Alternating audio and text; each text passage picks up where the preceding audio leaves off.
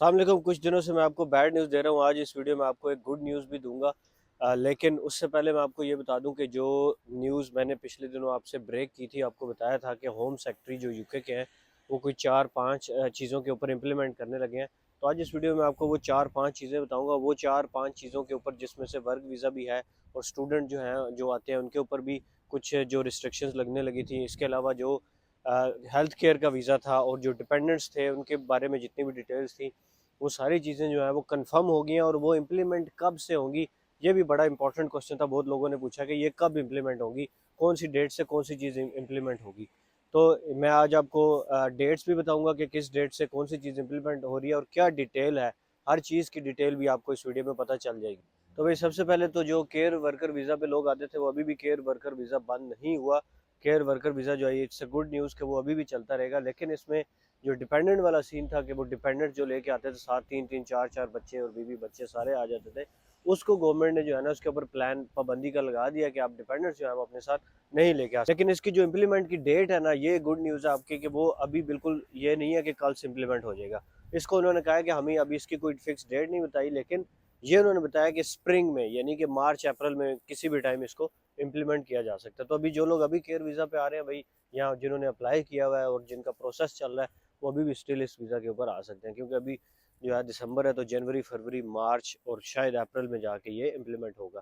तो अभी काफ़ी टाइम है। अगर आप अपनी फैमिली को भी साथ लेके आना चाहते हैं केयर वीज़ा के ऊपर, तो आप अभी भी लेके आ सकते हैं। एक और जो नई पॉलिसी गवर्नमेंट ने अनाउंस किया वो है हेल्थ इंश्योरेंस इंक्रीमेंट। जो हेल्थ इंश्योरेंस है वो जनवरी 2024 से इंक्रीज हो जाएगी। पहले तकरीबन 600 समथिंग करके आप देते थे एक साल की हेल्थ इंश्योरेंस, लेकिन अभी 1035 जो है वो एक साल की आप हेल्थ इंश्योरेंस देंगे।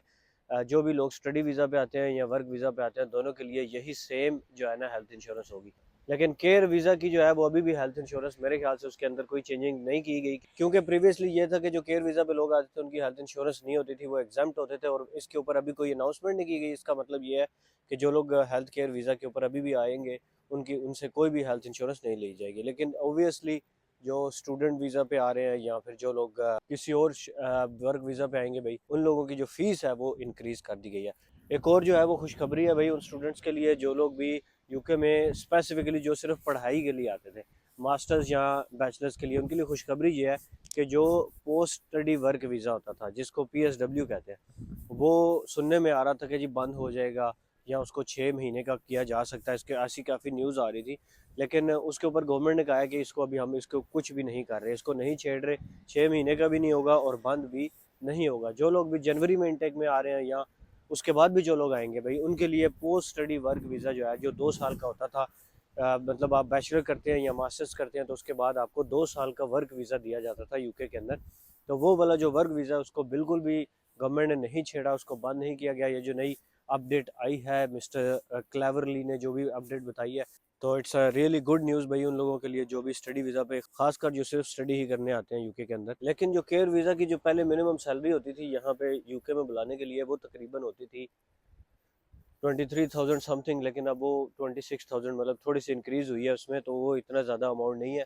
तो केयर वीज़ा को इस पर ज़्यादा परेशान होने की ज़रूरत नहीं है। अच्छा, केयर वीज़ा के अलावा जो लोग अदर जॉब्स के ऊपर आते हैं जिसमें स्किल्ड वर्कर वीज़ा होता है या किसी और कोई और आपको यहाँ पे जॉब मिलती है, फिर उस जॉब की बेस के ऊपर आप यूके में आते हैं और आपको जो है ना वो यहाँ का वीज़ा मिलता है, तो उसकी जो मिनिमम सैलरी होती थी पहले वो काफ़ी कम होती थी।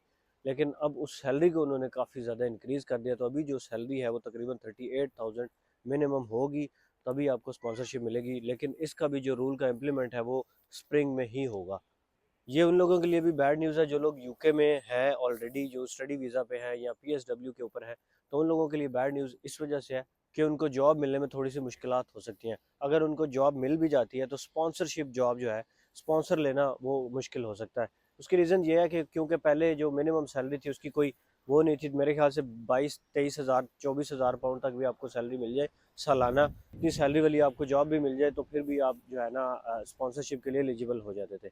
लेकिन अब प्रॉब्लम यह है कि अब क्योंकि सैलरी 38,000 हो जाएगी, तो इतनी जब तक आपको मिनिमम थ्रेश होल्ड 38,000 तक की जॉब नहीं मिलती, तो तब तक आप खुद को स्पॉन्सर नहीं करवा सकते किसी भी कंपनी से। या कुछ दिन पहले एक और भी न्यूज़ इसमें आई हुई थी कि भाई जो लोग डिपेंडेंट्स हैं वो अपना वीज़ा अगर कन्वर्ट करा लेते हैं, जो पुराने डिपेंडेंट्स यहाँ पे आए हुए हैं उनको स्पॉन्सरशिप मिल जाती है, तो उनका जो स्टूडेंट है साथ वो स्विच नहीं कर सकता तब तक जब तक वो अपनी स्टडी कंप्लीट नहीं कर लेता। तो इसमें काफ़ी लोग कंफ्यूज हो रहे थे कि यार ये क्या अपडेट है। तो इसमें इसका मतलब ये है कि अगर आप ऑलरेडी यूके के अंदर हैं स्टूडेंट और डिपेंडेंट पे आए हुए हैं और आपका जो डिपेंडेंट है वो स्विच कर लेता है, तो आपकी स्टडी चल रही है, तो आपकी स्टडी जब तक कंप्लीट नहीं होगी आप स्विच नहीं कर सकते। तो इसमें कोई वो बैड न्यूज़ नहीं है, ये तो अच्छी बात है। आप अपनी स्टडी कंप्लीट करें, जैसे ही आपकी स्टडी कंप्लीट होगी तो आप स्विच कर जाएंगे। That's all for today. Thank you everyone for watching. मिलते हैं अगली वीडियो में। खुदा हाफिज़।